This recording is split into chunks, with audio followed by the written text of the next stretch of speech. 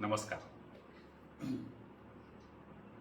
एका शाळेतल्या शिक्षिकांशी आणि त्यांच्या पतीशी असा बोलण्याचा एक योग आला.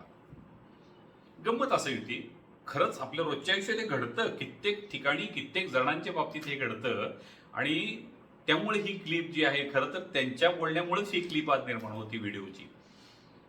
त्या पत्नी ज्या शिक्षिका होत्या त्या काय म्हणाल्या, मला एक सांगा म्हणाली, सर, की घरामध्ये आपण किती वस्तू अशाच नुसत्या ठेवून देतो, त्याचा वापर करत नाही, ठेवून देतो तशाच, वर्षानुवर्ष त्या तशाच आपण पडलेल्या आहेत.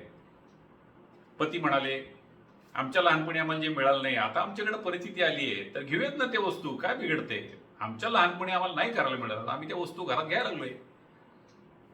गंमत आहे ना? नीट विचार केला तर काही जण म्हणतील पती बरोबर आहेत, पैसे नव्हते तेव्हा हे करता आलं नाही, आता पैसे आले तर घेऊयात त्या वस्तू.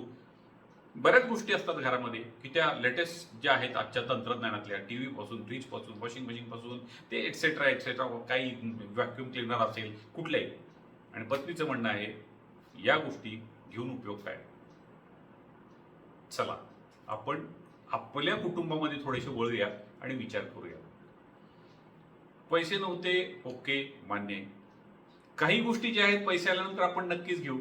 छोट्या छोट्या गोष्टी आहेत की समजा बाहेर आपला हॉल आहे, पूर्वी साध्या खुर्च्यांवर बसत होतो प्लास्टिकच्या, एखादा आपल्याला 3 पीस दिवाण घेणं शक्य असेल, घेऊयात, ठेवूयात.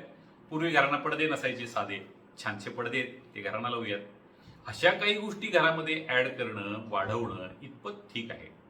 पण बऱ्याच गोष्टी आपण ना शोपीस सारख्या गोष्टी आणतो आणि कुठेतरी ते आपण माळ्यावरती टाकून देतो, कपाटात वरच्या बाजूला कुठेतरी टाकून देतो. बरेच दिवस त्याकडे पाहिलेलं पण नसतं.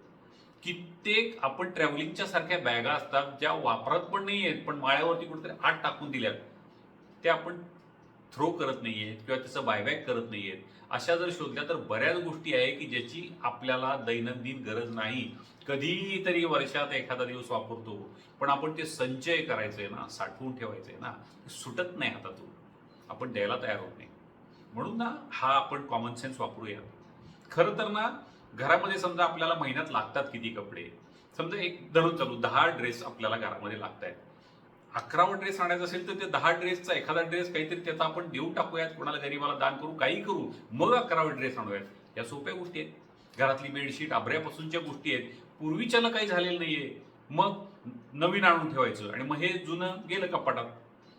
लवकरात लवकर कपाटातले जे साठलेल्या गोष्टी आहेत, बिनकामाच्या आहेत, बरेच वर्ष त्या वापरणार पण नाही आहोत, धूळ खात पडलेल्या आहेत, काढूयात, देऊन टाकूयात आणि तिथून पुढं जेव्हा गरज असेल तेवढ्याच गोष्टी घरात घेऊयात. लोकांना दाखवायसाठी म्हणून, आपण शो करायसाठी म्हणून बऱ्याच गोष्टी घरात घेतो. मोठमोठ्या घरातले स्क्रीनचे टीव्ही असू देत, नाहीतर भपकेबाज काहीतरी झुंबर असू देत, कोणासाठी असतं ते? आपल्यासाठी. अरे 4 दिवस त्या घरात राहिल्यानंतर 5व्या दिवशी आपण तिकडे बघत पण नाही.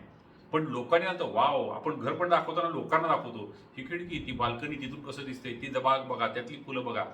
मग लोक येणार 2 मिनिटासाठी, वाव म्हणणार, त्याच्यासाठी आपण वाटेल तसे खर्च करणार. तेव्हा जेवढं योग्य आहे तेवढं नक्की आणूयात. ज्या गोष्टी गरजेच्या वाटत आहेत, माझ्या घराला रोजच्या वापरात आहेत आणि लेटेस्ट टेक्नॉलॉजी आहे, डेफिनेटली वापरूयात. पण ज्याचा वापर एकदाच कधीतरी होणार आहे, पण पडून राहणार आहे, माझे खर्च वाढणार आहेत, कशाला ना त्या अननेसरी गोष्टी. म्हणून लवकरात लवकर स्वतःच्या संपूर्ण कुटुंबाला बोलवूयात, ही माझी आजची गरज आहे का, किंवा मला पुढच्या महिन्याभरात, 2 महिन्यात ही लागणारी गोष्ट आहे का, नक्की घेऊयात. पण लागणार नाहीये आणि उगीच मला आणणारे ते माझी हौस आहे म्हणून मी काहीतरी करणार, थोडं कुठंतरी याच्यावरती नियंत्रण आणण्याचा प्रयत्न करूयात. संसार सुखाचा होईल. परत इथे 2 माणसं वेगळ्या वेगळ्या स्वभावाची आहेत, त्याच्यात दोघांनी जर ही नीट अंडरस्टँडिंग केली, कुटुंबातल्या मुलांची मतं घेतली की आपल्या कुटुंबात हे काय गरजेचं आहे.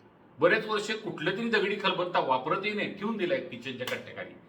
अशा गोष्टी ठरवूयात.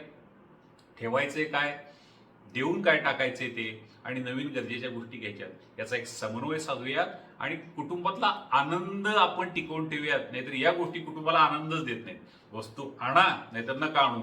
तू का आणलं म्हणून भांडणं सुरू होतात आणि का नाही आणलं म्हणून भांडणं सुरू होतात. आपल्याला भांडायचंय का संसारामध्ये? आपण एकत्र आलेलो आहोत, सगळे एकमेकाची मतं घेऊयात आणि जे योग्य सगळ्या कुटुंबाला असेल तेवढंच आपण आपल्या कुटुंबामध्ये ठेवूयात. आणि कौटुंबिक आनंद फक्त गरज कितीची आहे आपल्याला तेवढाच आपण विचार केला तर पुढचं जीवन पण सुखात होईल.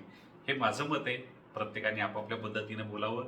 ज्यांनी हा विचार मांडला त्या शिक्षिका आणि त्यांचे पती यांना मनापासून धन्यवाद.